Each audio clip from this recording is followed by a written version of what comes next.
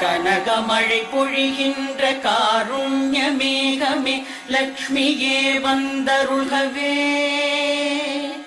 கனகதாரை என்னும் துதி கேட்டு வாழ்விலே ஐஸ்வர்யம் தந்தருள்கவே. ஆனந்தமாய் சற்று விழிகளை மூடிய முகுந்தனை காணும் விழிகள், ஆனந்தம் தந்தபடி இமை சிறிதும் அசையாது இனிமையை பார்க்கும் விழிகள், மன்மதச் சாயலை தன்னில் ஏற்கும் விழிகள், பள்ளி கொள்ளும் பரமனின் மனைவியாம் திருமகளின் பாதி மூடும் விழிகள், செல்வ சுகம் யாவும் அருள்க.